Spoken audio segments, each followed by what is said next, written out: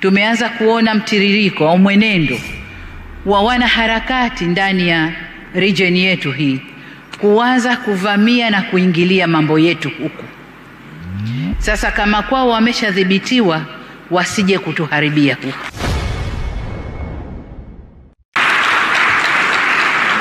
Tusitoe nafasi. Walishaharibu kwao, walishavuruga kwao. Nchi iliyobaki haijaharibika. Watu wako na usalama na amani na utulivu ni hapa kwetu. We are supporting Suluhu. Let them handle their problems, man. Sisi kwa muda mrefu tumekuwa tunaambia wazungu wa Amerika, tunaambia kwamba we are growing. Don't force us to become like you. Let us grow slowly. So why is Kenya going to force Tanzania iweze tu kugrow kama GMO namna hii? Let Tanzania be Tanzania. Let them grow at their pace, man. Kenya is not forcing, actually. We notice that it's like there is now collaboration in oppressing citizens. We want to tell you that citizens of East Africa, and I am one of them, we are not going to take it lying down. Why are we playing the big brothers to Because our we neighbors? are. We are. Nani alisema zamani sana? Tuna shida mingi. You have no idea, my friend. Let me tell you. Tuna shida mingi. Ona hapa venye wanapiga kina natembea. Ndugu yangu. Is Karua interfering? No, she's not. And if she were, she's not the president of Kenya. So you wouldn't put so much premium on just a single girl. She is but a girl. Yeah?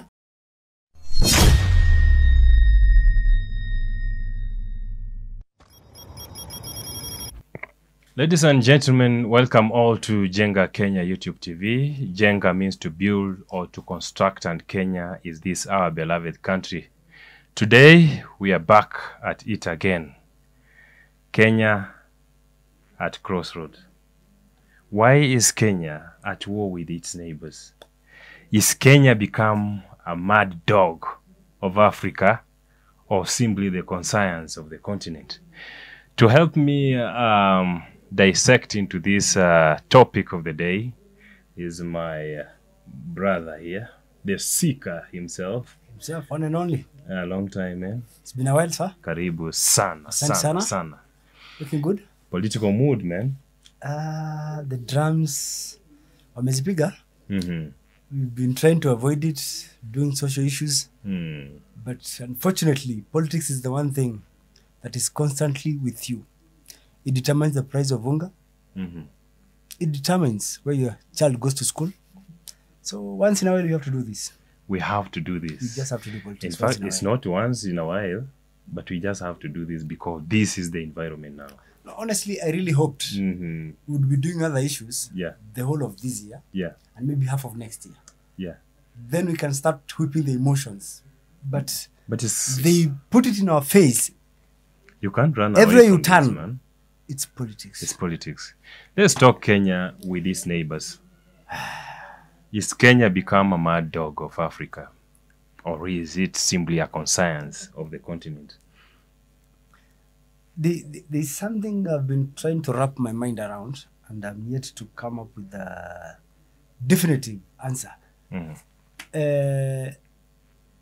First, it was the government, or the regime of the day, led by the president, who started these undiplomatic ways of handling our neighbors. Yes. Doing what even the casual observer of just the average man in the streets will say, that was a gaffe. That was not the thing to do. But others discuss, they say he was led by selfish interests. But now, the private citizenry of this country is invading into the lands of it doesn't belong to them, right? And to the point where the president of a neighboring country has to do a presser addressing those issues. Is that first okay? First it was Sudan. I think it was 2 months ago, right? When there were some wrangles about accusations about Kenya accusing Kenya of abetting rebel elements. It was true. It was in the media. They came here in Nairobi. We saw, everyone saw. So it's not an accusation. That's a fact. And then some few weeks ago, social media, it was even international, that Kenya has forced Uganda to postpone its election. How true that was, I don't know.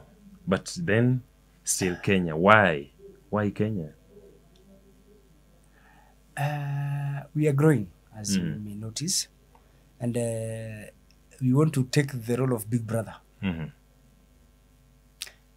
Either by design or by default. That's who we are supposed to be.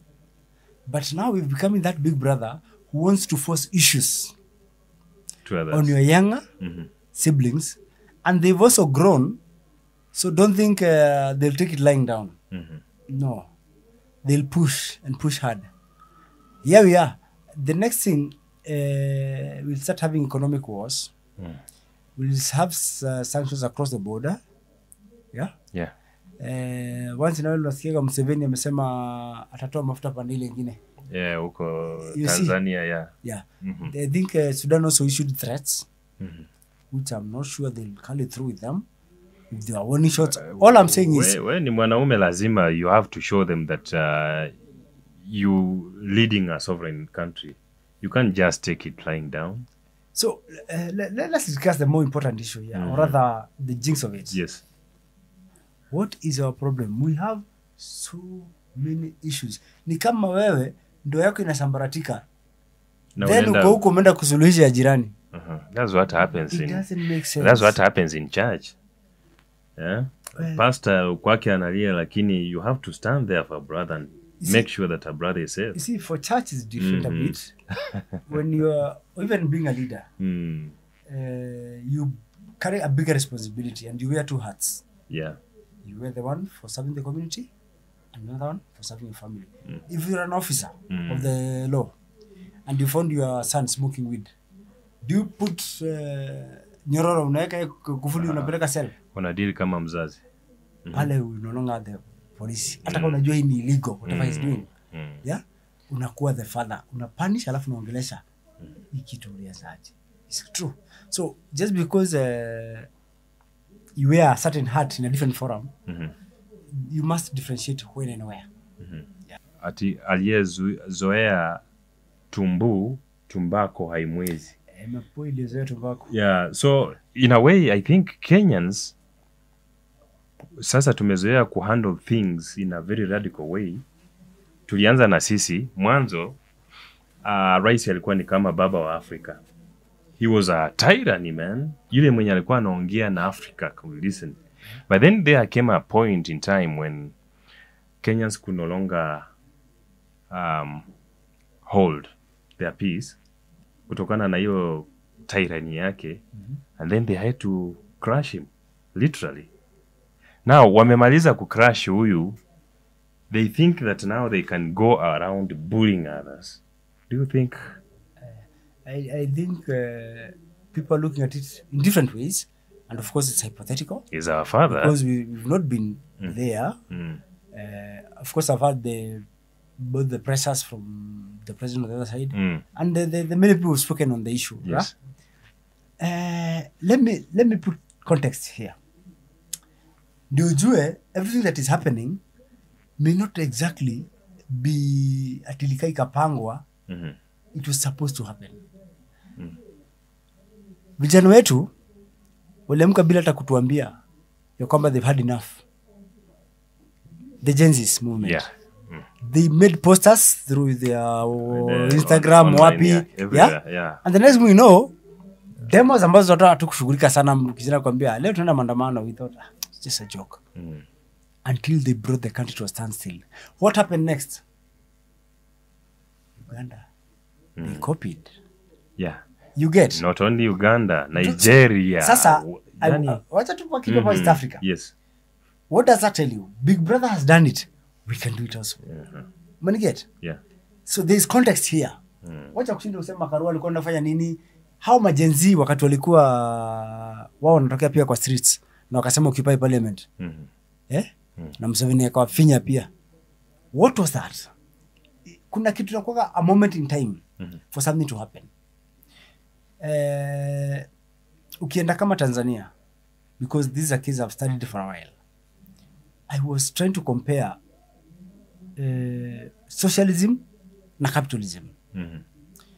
And I thought maybe Kenyatta alitupisha mbao somehow. I thought the socialist system was better. No, I was just... What's the difference? Because there are so many people who don't understand the difference between socialism and capitalism. Socialism is where kila kitu ni yetu. Capitalism is every man for himself, God for us all. Okay. So Shadi, we ukipata breakthrough, unaenda ukienda.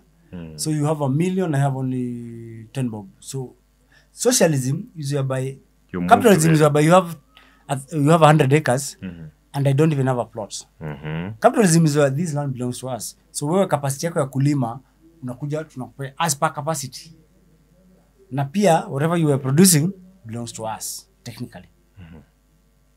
Technically. So not like ati utapeleka kwa serikali, but you start understanding how it operates.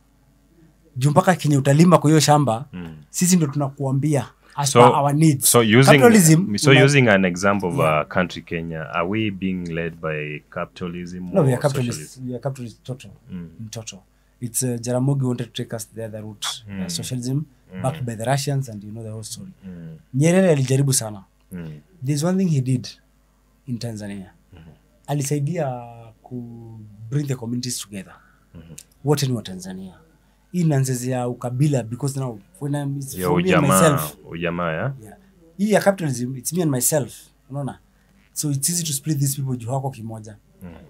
But they don't have liberties. Wako oppressed. The ruling party iko na nguvu mingi sana. Umesikia mpaka they determine what you can plant. So technically they can determine how you spend your money. You understand? So then you wonder why was I working hard, to what end? Bottom line, I think it's time people are liberated a bit. Is Kenya spiraling out of diplomatic control? That is what we ask. Or is it finally stepping up as the moral compass of East Africa? From where I sit, the diplomatic era is that the government of Kenya has not responded. They ought to inquire. Remember, Shadi, leo hii ukikuwa deported, usichukue kama ni kitu kidogo. It's a big one. Stamp on your passport. Na the next time you go, ukitaka visa, umeelewa? Kama US or Britain, they ask you, why? Have you ever been deported in a country? Have you ever been accused of international crimes? Those are things that determine kama unaweza kupea access to their country. Kama ulideportiwa, they assume you are flight risk when uelewa. So siki tunafaa kubeba tu kwa wepesi. There is much to be interrogated. Yeah? Did Samia say exactly what wrong those guys did? Who? The lawyers that were there. Now, alisema vizuri sana. We were coming to observe. Invited by the East African lawyers. Yeah? So, they were coming as observers. Of course, by the nature of the accusation itself, we can see politics, we can see in which hand. Yeah? But you can see now going to Tanzania. Tanzania. Tumemalizana na Sudan. Tumekuja Uganda. Tuko sasa Tanzania. Why are we playing the big brothers to because our neighbors? We are. Nani alisema zamani sana. Tuna shida mingi. You have no idea, my friend. Let me tell you. Tuna shida mingi. Ona hapa venye wanapiga kina natembea. Ndugu yangu. Wanapiga kina natembea. Do you know how many Tanzanians, Ugandans and Burundians, Rwandese wako seeking asylum nje nchi zao? Are you aware of any Kenyan? None. Kama turudisha mpaka nani? Who was this man Miguna? I think that was the last one we brought home.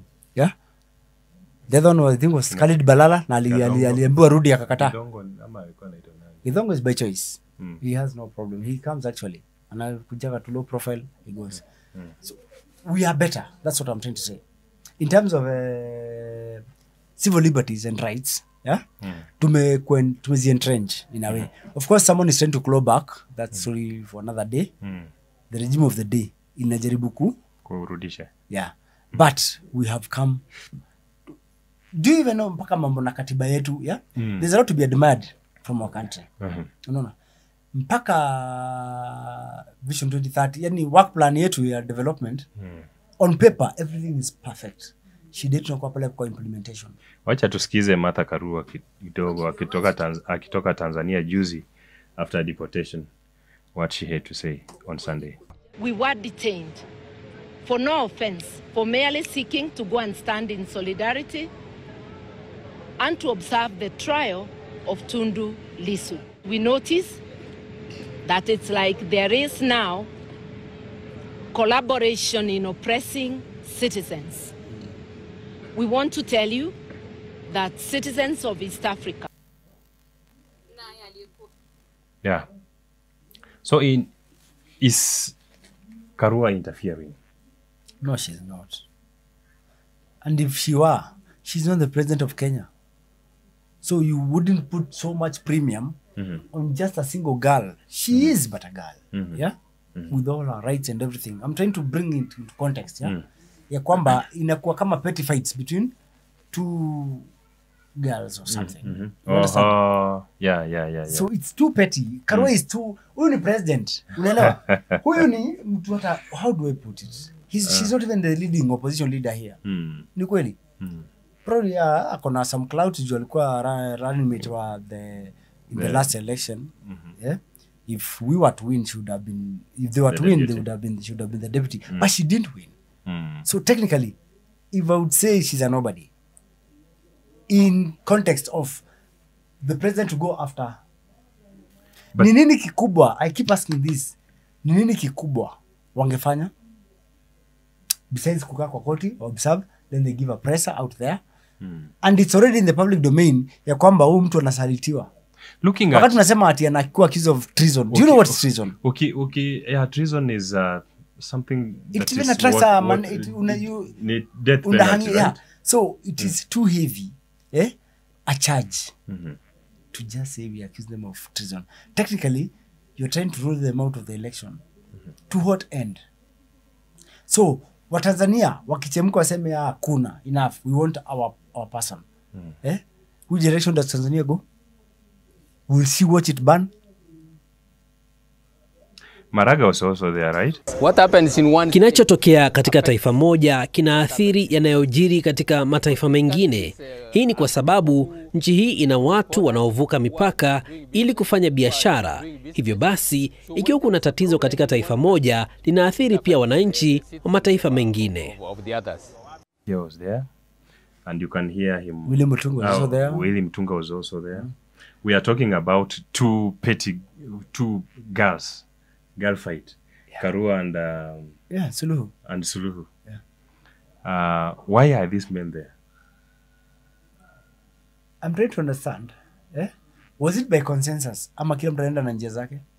Because Martha Karua arrived with two ladies. Na walikuwa na baadhi na suitcase zingine zinatoshana hivi, and I wondered kwani walikuwa warudi. Walienda na kina Lynn Ngugi.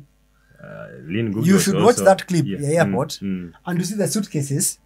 And they're supposed to be there for 2 days. Anyway, they are girls. I don't know much about women and their stuff. All I'm saying is, what was... Okay. Ukisikia what Maraga said there, anasema instability in Tanzania is to affect us. Yeah? Yeah, and it's true. But by just attending, there's a difference when Martha Karua goes to represent Kizza Besigye in Uganda as counsel. Yes. But when you're attending Tundu Lissu, yes. Yeah, he's Tundu. I hope see him Tundu. But when you're attending just to listen, tofauti yako na anyone else in the gallery ni so zero input. So tunaweza tukasema kwamba Tanzania overreacted, right? Yeah, they took things out of context. Yeah. Looking at Samia, you can see a lot of fear. Kwa sababu Kenyans are not people to play with. Kama watoto wanaweza fanya vitu yenye watoto jenzi walifanya, Martha Karua unaweza mwambia ni fellow girl kwa Samia kweli? It must bring some shocks. Actually, if we were to Tanzania, look, man. if we were to look at things and put them in context, Salia ni mtoto kwa hii game. You look at her, you look Kama at her. unakumbuka It's like 2008 she's the trembling. disputed election, tunakumbuka tukisema Martha Karua is the only man in NARC. I remember, yes. People forget very fast. She Na wewe fought unataka akiwa pale. so you want to Against akina Orengo. you want to say that Samia doesn't know Martha Karua? Huyo ni mtu anatambulika. I'm not sure I want to voice what I have in mind, but I have a feeling, CCM, iko na powerful forces. CCM ni chama iko well entrenched, over those many years. Na something tells me this is not Suluhu's doing, but they have twisted her to wewe unakubali watu wakuje, unajua tushamondoa kwa mchezo ili tufanye mambo yetu. Sisi hajipoteza uchaguzi bana. So I'm trying to imagine the conversation in that boardroom, and then she's like, I really don't support this, and I'm like, basi tutatafuta candidate mwingine. And because you have a better dream, a bigger dream for your country, and you don't wish to be a one term. because one term doesn't even have an issue. It's the vision you carry, and sometimes you are sure hawajaona kenye nataka kutimiza kwa nchi. But if I get another 5, mtaanza kuanza sasa kula matunda, what I was doing. Remember, this lady Samia, si full term. She's doing a half term. Anamaliza term iliyokuwa ya predecessor wake, John Pombe Magufuli. Yes. So probably hiyo muda ni kidogo sana, mkisema mnataka kumjudge na hiyo ati alikuwa very useless president, hakufanya hiyo muda ni kidogo sana. Tena alimaliza sera kwanza za predecessor wake. I remember in politics it's about compromise. So kuna mambo pia Magufuli anaweza kuwa alikuwa anafanya ambaye though alikuwa mdogo wake hakusupport. Lakini ndio tuwe na unity na solidarity, sawa. Tumalizie. That's what I also believe is happening saizi kwa chama. Some people may be willing to do anything to win the election. I don't really believe mama anaweza fanya hivi tu inafanyika. But then she's also hostage. Pia ni hostage tu kwa hiyo situation. Kama hapa venye tuko na kina nani anaitwa nani huyu mwenye anazunguka rais. Ndio mwenye anasema, ndio mwenye nani Faruk. Lazima Samia pia is surrounded by very strong people. Not exactly. You're comparing so different. Samia is a pawn. Samia is not the one calling the shots. She isn't. Pawn meaning? Hii chessboard ni ya mtu mwingine. They even had a way ya kumtoa pale. Understand? They preferred to the line. We are okay. This is not what we envisioned, but we'll say you in. Hii ndio plan zetu sisi. You get? And hakuwa, she doesn't have the numbers inside CCM. Walikuwa ndio minority. You understand Tanzanian politics. Ndio walikuwa wachache pandile ingine. So what do you do in such a situation? You have to listen. You have a chance to now represent your people in the top seat. So you have to make a few compromises. And that is once I'm sworn in as president for the next term, I'm sure I'll do the right thing. Si ati uniamsikizi ati Tundu Lissu angekuwa a better president. I still believe Samia would be. I really believe she would be. Let's listen into what she had to say about the same. Lakini tusiwe shamba la bibi kwamba kila mtu anaweza kuja akasema nalo litaka, lipo Tanzania halipo, watu wakajisemea tu. Shamba la bibi ni shamba lipi? Shamba la bibi ni tusiwe shamba la bibi. Ni mke aliye badake mkufa. Ama nyanya ule bibie. If you understand my Kiswahili vizuri wakati nilikuwa Mombasa. Huyo mwenye so bibie so yani the man is not there. So ndio namaanisha there is no man in passerby anaweza hata ingia na kate nazi akate tunda yani akate embe. Ambia nini kwa mtu kila matunda, that's like the idea. Kwa hivyo tusiwe shamba. Unaona kanyaga juu hapa hakuna mwenyewe sio. So ndio namaanisha. So hii ni shamba la bibi. Yani kumaanisha alina mwenye. Sasa Waswahili nao wana maneno. Lakini Watanzania kama mpo hapo pia tushauri, hatuelewi Kiswahili vyema. lakini twa but that is the meaning ya kwamba hili shamba la bibi. She categorically says, but because why? It is known. Why should she say that? It must be something that is disturbing her mind. No, it's a patriarchal society. We can be truthful. Remember kwanza ni mwanamke. Yeye akisema hayo, yeah? So anaangalia naona maybe when ikawa mnanidharau. Yeah. Unaona? So it's the first time you've seen her fighting me by the from where I sit. I've never The only other time aliyoongea alimake a joke akisema mwenzangu jirani nasikia unakula kwa giza. That was the one time she spoke ill of our country. Na haku mention names. Hizi alisema wafurushwe and she gave a pressure as to why. Na going forward juu alisema mpaka into the future akiadvise the security whoever in charge sijui kwa border ama ni kwa airport na wapi akiwaambia msikubali hao wamechafua kwao waje kuleta upuzi wao hapo. Tusikize. Lakini la pili, tumeanza kuona mtiririko au mwenendo wa wanaharakati ndani ya region yetu hii kuanza kuvamia na kuingilia mambo yetu huku. Sasa kama kwao wameshadhibitiwa, wasije kutuharibia huku. Don't you think she's right? Because kina Karua, they have no voice in their country. Says who? They have no voice. Watabweka tu. That is the voice. You know voice is what? You amplify kenye the voiceless are not able to say. Sisi tuko hapa. We are speaking it. We are the only ones. Ukienda saizi na mic nje sokoni, people will be discussing the same issues. Yeah? But because the voices don't get out there, nyinyi mnasimigi au alikosa kazi nyingine kufanya. You understand? But, so unajua politics is about perception. Sasa ameleta tumutu kadhaa pale ambao of course kila watu wako na diehards wake na loyalists, yeah? So ndio unasikia kipiga mako. But what do you think is the opinion of the average Tanzanian? Do you think that from where you sit unafikiria tuna interfere? According kwa macho ya Tanzania, ule Mtanzania wa kawaida. We are interfering. Why? Let me tell you this. This is my opinion though. Saizi people are struggling with mambo ya education hapa Kenya. Aya, ndio hiyo mambo ya hospitali.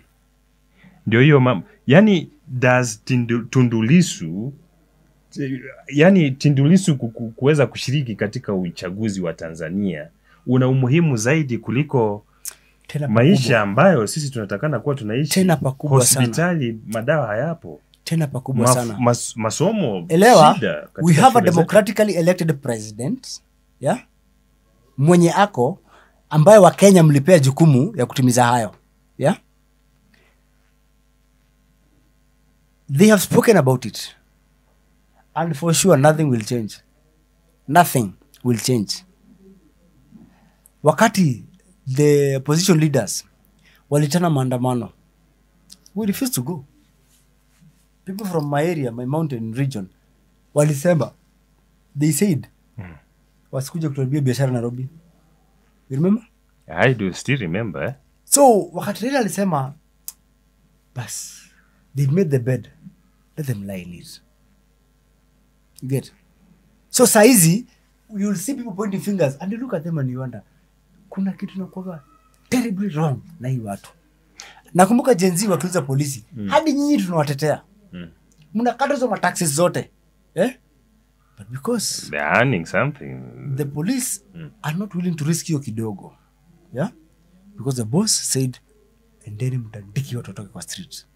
So huku kando atakwambia, unajua sasa ni job bwana. Lakini hapa kando lazima akondoe macho.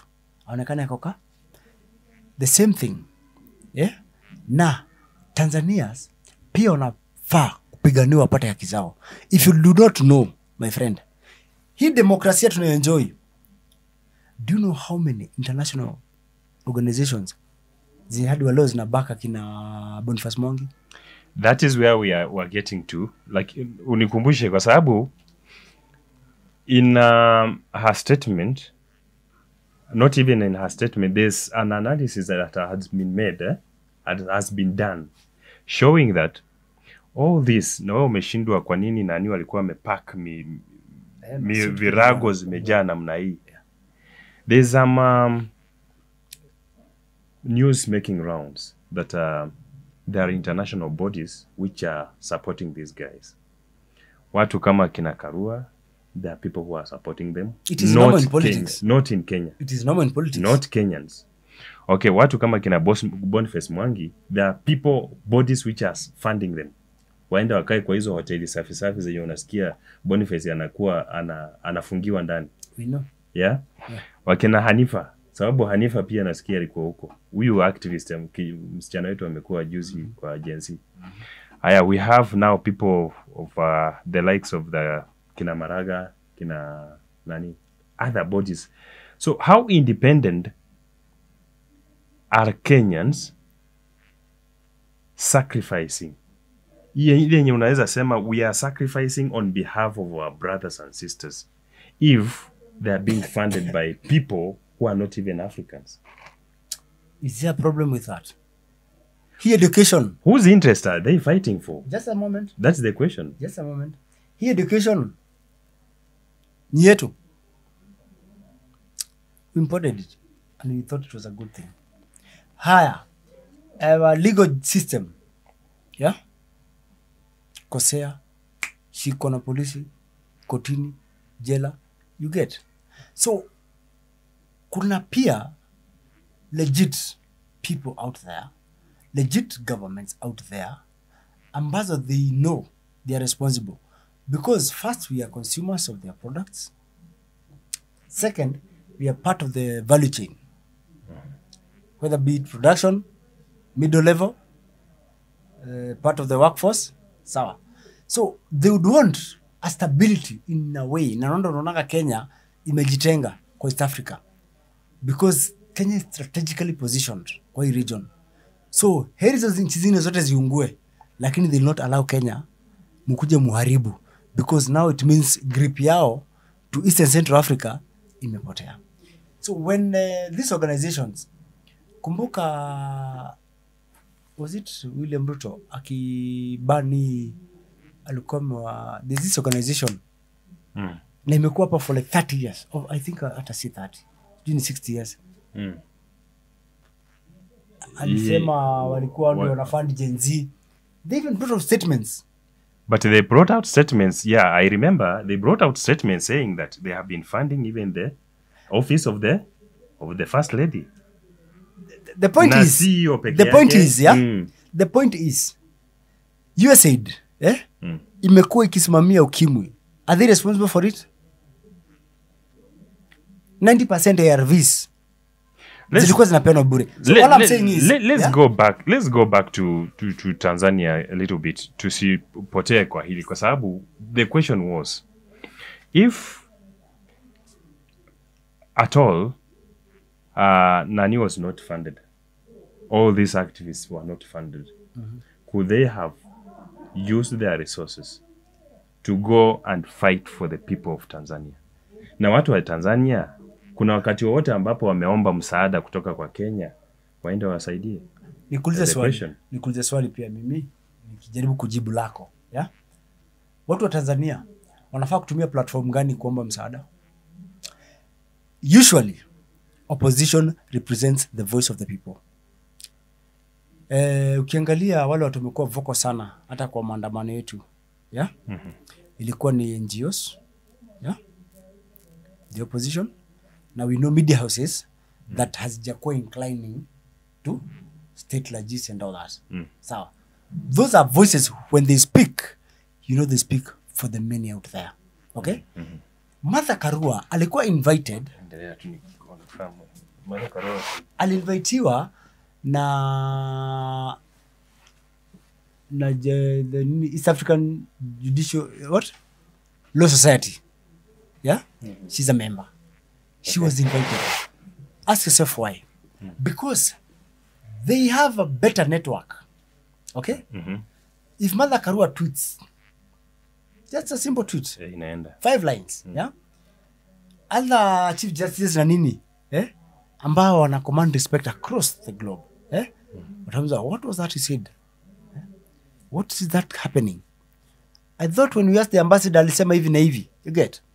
So, in attract more attention to hii yenye inafanyika Tanzania, ambaye ndio Blanda Suluhu alifanya, akifikiria kwa kuwafukuza anajaribu kuzuia iki explode. Whatever they are doing is unjust. That's what I'm saying. Kenya wanafanyia Tundu Lissu, yeah? They have been in power. Wamefanyia raia. Why would they not want him to be kwa hiyo ballot? Why would they charge him for treason kwa kutamka maneno kwamba hii election haitafanyika kama hizi reforms hazifanyiki? Kenya tulishi na hiyo, no reforms, no election. I remember Martha Karua walking out on Moi, if you can remember. Look for those steps. She ali walk out kwa nini kwa hizi zinakuwa national event. She walked to a podium. That is the young lady I'm talking about. She has a stand and by it's known. So when she comes here and says this is wrong, trust me, many more people will listen. Nikuulize, who do you know Tanzania ambaye ni activist?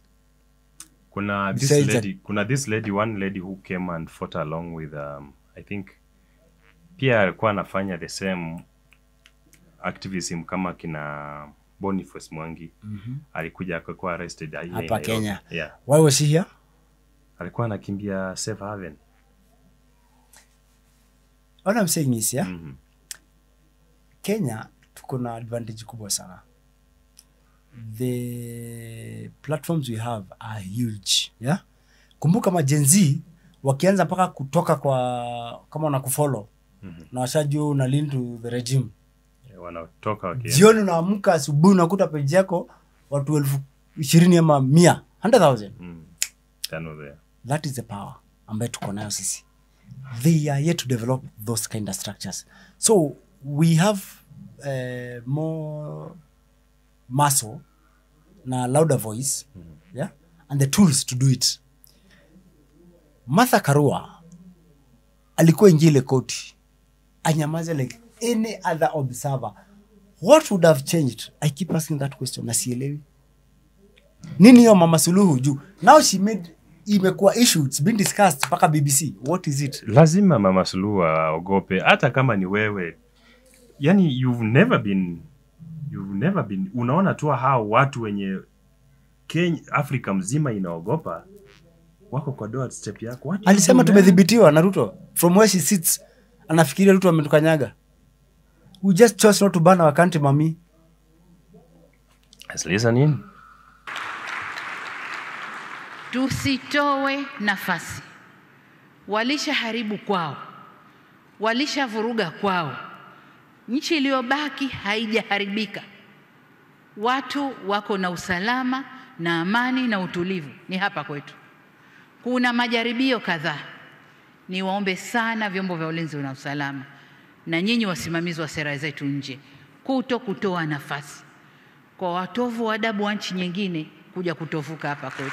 Hapana. Tusitowe nafasi. Walisha haribu kwao. Walisha vuruga kwao. Nchi iliyobaki haijaharibika. Watu wako na usalama na amani na utulivu ni hapa kwetu. Kuna majaribio kadhaa. Niwaombe sana vyombo vya ulinzi na usalama na nyinyi wasimamizi wa sera zetu nje kutoa nafasi kwa watovu wa adabu wa nchi nyingine kuja kutovuka hapa. Watovu wa adabu wa nchi nyingine. Kuna vitu amesema talking about watovu wa adabu. Yani these are like the rebels, eh? That's her saying. Yeah. It doesn't make us so. It's her words. Those rebels from other countries coming to bring rebellion. And I understand now why she looks so fearful. Anakaa na uoga kwa sababu anaona these guys have already come to poison my people and they will no longer be the same. Is there any possibility that now by these guys getting there, the likes of Karua na Boniface, hiyo technical appearance peke yake inaweza affect tabia ya Tanzania going forward? Of course. Will they stand up now for their rights? They've been standing up for their rights, yeah? But it takes a while to develop. Itabidi mpaka wakubwa viongozi wa makanisa waje kujoin polepole tu, yeah? The voices have to be many. na zikuwe random. Leo ni kiongozi wa kanisa dini fulani ametokea akatangaza haya, akasema haya, yeah? Kesho ni hivyo tu, yani various voices. Kesho ni msanii fulani ambaye ako na major following, Yeah, toa wimbo wake, So ikawa hivyo, but let's go back a bit. Ni nini tunajaribu kuaddress hapa? Shida kubwa Tanzania ni nini? Because are they so really not for the social setting ya nchi yao? I think they like it. I think they like it that way. Na ndio sababu mimi nasema kwamba Kenyans are just interfering with I am talking because I remember Libya waliingiliwa design hii wakati wa Gaddafi. And where are they? Saizi That is my point. Wanakufa kwa seas. Wewe uko na 90%. Suluhu has mentioned ya kwamba kuna amani, utulivu. Yeah? That's all they need. I think those are the most invaluable things in this life. Vitu yani uweze kagarama kwake. Hizo ni vitu ukiwa nazo, then you can look for everything else. But ukiwa na everything else without those, you have nothing. Like now Kenya. So those are the things they have. Yeah. So whatever it is they're doing politically, they should always watch not to jeopardize that. Hiyo peace, cohesion, inyoko nae, yeah? Huo ujumuia inawafanya kimoja, yeah? Ya kwamba it's for the sake of jumuia Tanzania. So we are supporting Suluhu. Kwamba let them handle their shit. Let them handle their problems, man. Sisi kwa muda mrefu tumekuwa tunaambia wazungu wa Amerika, tunaambia kwamba we are growing. Don't force us to become like you. Let us grow slowly. So why is Kenya going to force Tanzania iweze tu kugrow kama GMO namna hii? Let Tanzania be Tanzania. Let them grow at their pace, man. Kenya is not forcing actually. Something happens here and has been happening here. Mwanzo hadi wasanii wa Tanzania walikuwa nakuja ku launch ngoma zao hapa. Yeah. Jikitokea Nairobi, inachapa mpaka West Africa. Get. Na ina capture East Africa yote. Sawa. Until they were able to develop now their own studios. Yeah? Ambazo zina uwezo, na network sasa vile inafaa. Promoters na nini ambao wako US wako wapi. Una get? When they needed us, Diamond, when they needed us, they came. Not when they needed us. Yeah. You grow on other people's shoulders, Shadi. You voluntary, not by force, akizaliwa, but voluntary. It's not by force, neither with by force. I want you to understand this context here. Hata mtoto akizaliwa, mamake akiamua kumwacha chini ya mkanyage akipita, so be it. Lakini the laws of nature dictate kwamba akiwa chini muinue, akianguka muinue, mshikie mkono mpaka aweze kutamba, akianza kujipeleka haya mwachilie. Those are what we are doing to them. What they have been asking for ni platforms ambazo hazija develop kama zetu. You get? Nimekwambia leo hii Martha Karua akiweka tweet, Yes. There'll be like 50 ambassadors who are likely to respond or to see it. Una get? Yes. If it was just anyone else, then it would be, it's not news. Considering Tundu Lissu, can he win? He's not even the ballot. Kama atapewa nafasi, kwa sababu obvious with these noises we are really optimistic that ataweka kwa ballot. Imebaki miezi michache. He can't win. There's a zero chance of winning.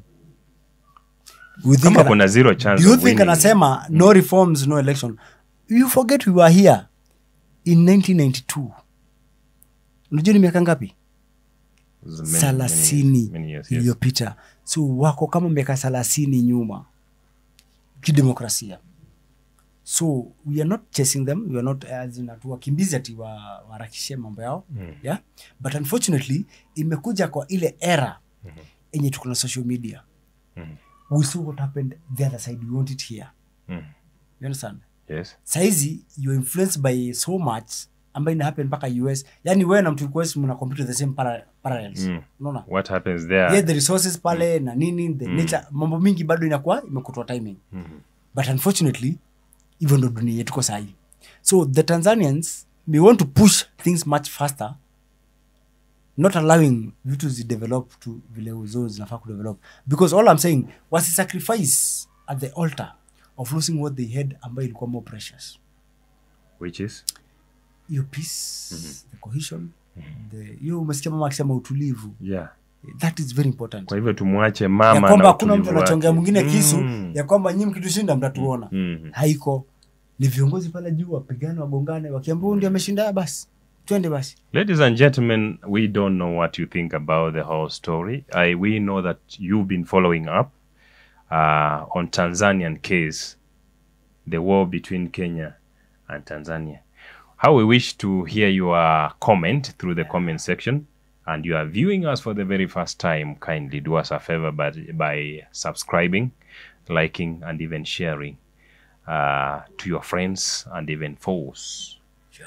Yeah, parting shot. All I can say is, it takes two to tango. If Martha and company did wrong to walk into those lands, whatever the intention, good or bad, it was also not okay the way they were handled. Yeah. Okay? So, because all I'm saying, it tainted the image we had of Samia Suluhu. Yeah. Usisahau, Arusha ndio the seat of the East African community. Okay. Huko ndio koti ya East African huwa inaketi. Don't forget ya kwamba siku hizi tukimba national anthem, we East follow it up Africa. by the East African anthem. Yes. We are one. So haizi tuambia kwamba ule haizi hapa there's a riff somewhere. And the only reason yeti Ruto also huku wako on the onslaught ya opposition, others inge make more sense for the government to intervene and to say, hey, was there something wrong? We would like to know. It's quite a diplomatic tiff because, okay, they're not representatives of government or anything, but they're also prominent persons. And that's why we are talking about it. Yeah? Kama ungekuwa just a kajamaa kalikuwa sijui kana labda alikuwa na bangi. You know, there's that. You brush it off. But being prominent, people would want to know. Kama huyu anafanyiwa hivyo na mimi. You get? Yeah. So there is need to be addressed and handling things in a better way. East Africa kuna shida. Across the board. But do you agree Burundi, si Tanzania. that somehow Kenya overstepped? 3, 4, 5 individuals did. Kenya were 55 million. Why should we even be discussing Kenya in that We context? can't send all the Kenyans to I'm go there saying, to present. neither did we send Akina Martha Karua. Who did they represent? They went their private capacity. If the AG for Kenya went there, then Kenya would have interfered. They went there as private citizens. 5 individuals. We are 55 million. We just feel it was not the right thing. Because like I said, they are prominent. Yeah? It doesn't matter they hold no position. They hold a lot of clout. They have a lot. There is a reason why they were invited there. Don't forget Martha Karua was once the Minister for Justice and Constitutional Affairs in this country. Willie Mutunga, former Chief Justice. Big David figures. Maraga. These are big figures. Man. What any emeritus. Umeelewa? If you know the underlining ya hiyo jina inakwambia the weight they carry with them. Because in their line of work, they have interacted with all manner of civil representation across the globe. So there was reason why they thought they would make a difference by attending. And of course they did. Ladies and gentlemen, if we strip away the drama and ask the hard questions, and how we wish that you help us unravel the question through the comment section, is Kenya exporting democracy or is it imposing chaos to its neighbors? That's one. Are its civil society actors meddling or merely standing up for universal values, which they themselves uphold? And critically, should Kenya mind its business or should it continue poking its nose into the affairs of its neighbors? Till next time, that is all that we had for today. I'll see you in the next.